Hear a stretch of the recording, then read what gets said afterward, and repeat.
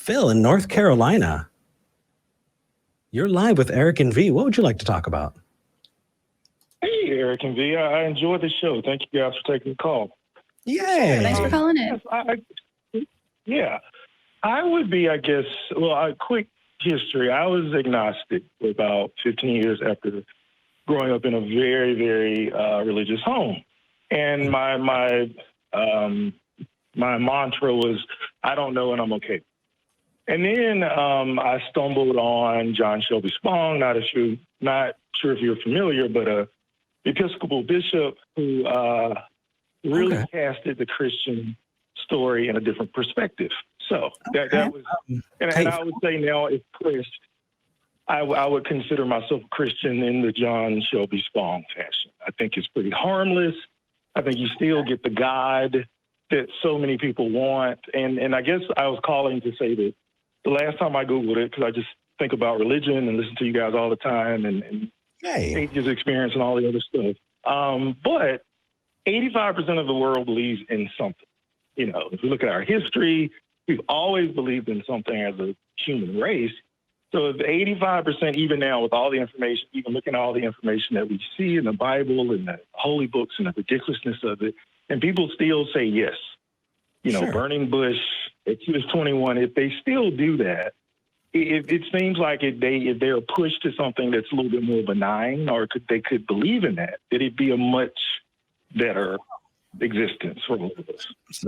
So here's the thing. I think the first is my mom told me as a child, if all of your friends jumped off a bridge, would you? Right. Right.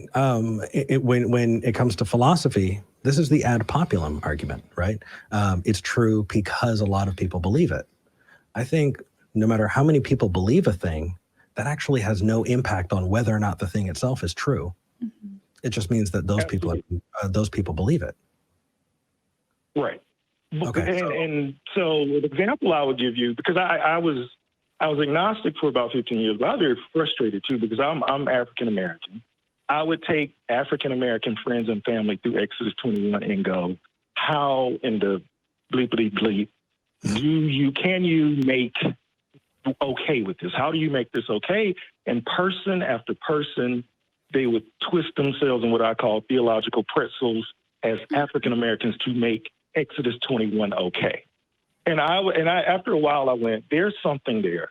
They're looking at the same bullshit that I'm looking at, but somehow they have to make it right. And I don't have that thing, but 85% of the world does. And I absolutely believe that the secular and atheists are way closer to the truth than any religion. However, I go, it exists though. 85% of the world exists, and a better way for us so we don't have to downgrade the LGBTQ community, that we don't have to downgrade women, is to be able to cast this story possibly in another way that seems like a more honest approach, and say, hey, you get most of your God, you get your choir, you get your social, but you just don't have to sit in judgment of other people. Yeah. Do you know that in 2017 there was the USDA did a study, and apparently 7% of Americans think chocolate milk comes from brown cows,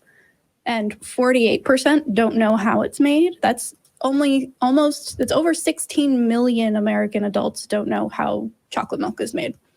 Does that mean that we don't know how chocolate milk is made because 50% of Americans don't know? Good analogy, but for well-being, if that's where we're all headed for, chocolate milk is that's, I absolutely believe that. But when it comes to, religion informs the way that who we marry. So we're going around the whole Kant route of the moral argument, which is not, we're making the argument that you should believe in God because he exists, but rather we're making the argument you should believe in a God because I see that as the best course for society from a moral standpoint. Is that where we're going with this? Partially, and then, I guess because on Atheist Experience, I forget the guy's name, but the thinking atheist guy, who I like, and I was introduced on that show, he started talking about him thinking about the utility of religion. And I think of it in much the same terms. And again, I take the Bible seriously, but not literally at all. And I mean, seriously, that, a lot of people believe in it and then kind of, there are things in there that are great and there's also nonsense. Just trying to look at it honestly. And my thing is, again, I get that the closer thing that we know how we engage the world is we probably be atheists or agnostics. However, for whatever reason, what is, just like those people I talked to in that anecdote, my friends and family, for whatever reason, we are so susceptible to believing in a God. So it's like, okay, if that's true, how do we push forward? Because I'd love for everybody to be thinking, but I just think it gives this construct where people they accept whatever personal thing and social thing, and then they add in all this BS too.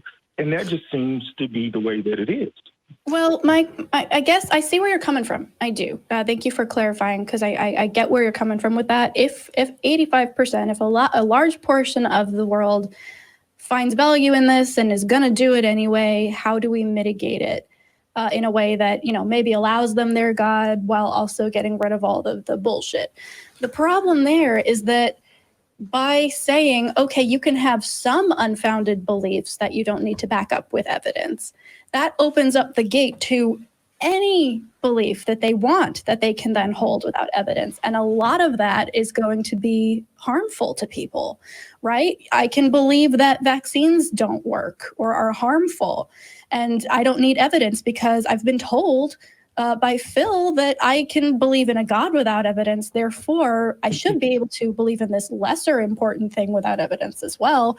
But then that directly harms me and my kids and the kids that go to the school with mine. And yeah, that's exactly why there's a problem with viewing truth through a pragmatic lens. Right, exactly. Not everybody has your values, and because of that, the way that they are going to approach things is going to be different, which means that we're never actually going to be able to agree on what is true about the world. And so I don't think that, pragmatism is a good approach here. And you're moving from is to ought a lot. And those are kind of two different conversations. So first off, people are wondering exactly about this call. Phil, in the description, it says, wants to defend cafeteria Christians. Yeah. Well, I love that term. It definitely takes me back. For people who have not been religious, Phil, do you want to describe what a cafeteria Christian is? Well, I only got introduced to it from you guys, and really, we're perpetuating. Yeah, it was like you, and then Matt. Crap. Yeah. So, and I because I'd heard, even from the apologist podcast that I could suffer my way through, they would mention it a couple times, but I really heard it from you guys. And then also I called and I say in defense, because and Eric, I love your personality, but it was also kind of like a scoffing cafeteria Christian. Because it was actually a pejorative in my church.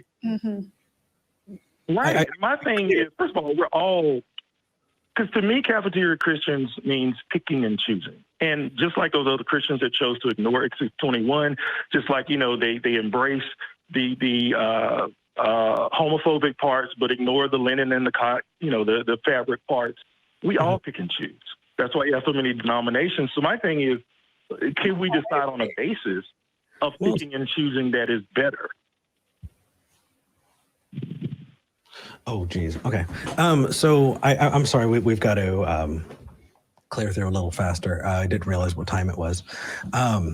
So again, though, that's really a question of how we ought to treat people, not whether or not that God is true. And we can talk about either, but if we talk about both at the same time, I think we're going to talk past each other. And I do think that there is value in moving people along slowly, right? We don't have to say your beliefs are unfounded and harmful, therefore you should get rid of all of them right away. That's the only option.